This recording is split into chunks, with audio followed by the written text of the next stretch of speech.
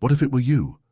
Lying face down on the asphalt, air slowly escaping your lungs, a knee pinning you down, not just your body, but your soul.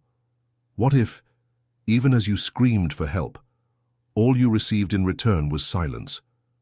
Not a peaceful silence, but a silence that deafens, that weighs heavier than the knee, a silence that doesn't deny, but also doesn't care. What if Martin Luther King had witnessed this scene? The desperation, the brutality, the fear etched on a face that could be your son, your brother, anyone with dark skin, a camera rolling, millions watching, and racism, still breathing as if it had never been challenged. These questions aren't just hypothetical, they're portraits of a pain that spans centuries, of a social wound we insist has healed, but that has never stopped bleeding. I'm not black, and that's precisely why I can say this without fear of being interrupted. Because I've never had to fear a traffic stop. I've never been followed inside a store. I've never had to learn from a young age how to act to avoid being killed simply for being in the wrong place, at the wrong time, with the wrong skin color. But on May 25th, 2020, something fell silent inside me. When George Floyd's life was taken, a part of our humanity went with it, because it wasn't just about him. It was about those who came before, and about those who are yet to come, if we continue to pretend we don't see. It was a Monday like any other in Minneapolis. George Floyd, 46 years old, black, father, accused of using a counterfeit $20 bill, restrained by 4 police officers. Derek Chauvin, the most cruel of them, pressed his knee against Floyd's neck for exactly 9 minutes and 29 seconds. During that time, George didn't stay silent. He resisted with the little air he had, repeated, "I can't breathe." More than 20 times, called for his mother, begged for mercy, asked to live. And we watched. The whole world watched. We watched a murder live, streamed by a cell phone, held by a 17-year-old girl, Darnella Frazier. She didn't turn away. She didn't lower the camera. She had the courage that many adults didn't, the courage to record what many prefer to ignore. In that moment, George Floyd stopped breathing, but the world, for an instant, seemed to breathe differently, as if the air had become denser, more charged, more real. Millions took to the streets. In more than 60 countries, protests began. Young, old, black, white, united by a common outrage. Signs read, "Black Lives Matter." "I can't breathe." "No justice, no peace." And with even more weight, "White silence is violence." Martin Luther King had already warned us. There comes a time when silence is betrayal. And on that asphalt, the silence wasn't neutral. It was lethal. It wasn't just the knee. It was the weight of 400 years of slavery, segregation, exclusion. It was the legacy of a system that never recognized the full humanity of black bodies, that preferred to control them, criminalize them, and, when necessary, discard them. George Floyd wasn't the first. Unfortunately, nor will he be the last. Eric Garner, in 2014, also shouted, "I can't breathe" 11 times before dying, choked by a New York police officer. Freddie Gray, 25 years old, died with a broken spine after being brutally transported by police in 2015. Philando Castile, in 2016, was shot 7 times while trying to get his wallet, while his 4-year-old daughter watched everything from the back seat.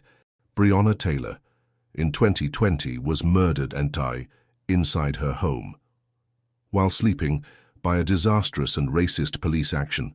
And these are the names that made headlines. But what about those who didn't? What about those who fell in anonymity, without a camera, without a protest, without justice? How many George Floyds has the world never seen?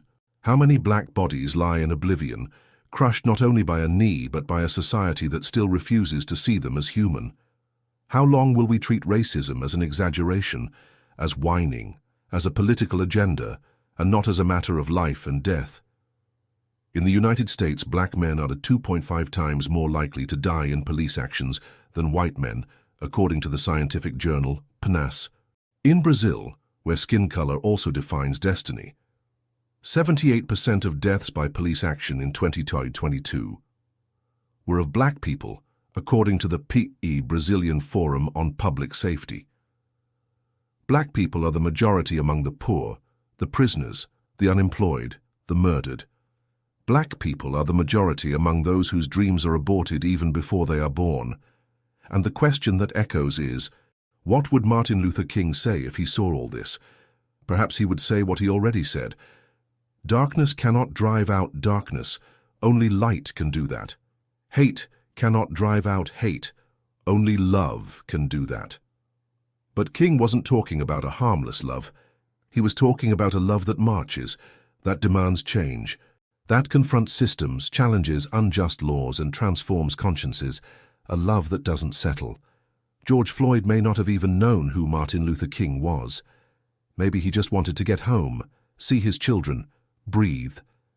The anti-racist struggle is exactly about that, about the right to exist, to walk without fear, to be free, to be respected, to be recognized as someone, and not as a walking threat. The world cried for George Floyd, but did it really hear his cry? Because the numbers continue, the deaths continue, the structure remains. But so do those who refuse to be silent, those who denounce, those who educate, those who choose to care, even when they are not obligated to. Being anti-racist is uncomfortable. It's looking in the mirror. It's reviewing jokes. It's correcting friends. It's admitting privileges. It's understanding that silence isn't neutral. Silence always favors the oppressor. It's not enough to say, "I'm not racist." It is necessary to be actively against racism. It's necessary to use your voice, your space, your influence, your courage. Martin Luther King had a dream. George Floyd perhaps only had one wish, to live. The dream still lives, but it needs action to come true. And that's why this channel exists, to remember that each of us carries a choice, the choice to see, to care, to be part of the change. George Floyd didn't want to become a martyr. He just wanted to breathe, and that's why his story needs to be told. Because as long as there is a fallen George Floyd, Martin Luther King's dream remains standing, waiting for someone to make it walk again. If Martin Luther King were there, seeing that knee, that look, that plea, he wouldn't stand still. He would rise, he would march, and he would remind us. Injustice anywhere is a threat to justice everywhere. Today, that step is ours. That cry is ours. That dream is also ours. George Floyd didn't want to make history. He just wanted to live. But his cry can still change the world if we don't let silence win. If this touched you in any way, don't just share the video. Share the awareness, talk about it, teach yours, correct yours. Transform pain into listening, outrage into action. Because silence has already killed too much. Now it's time to make noise, the kind that transforms.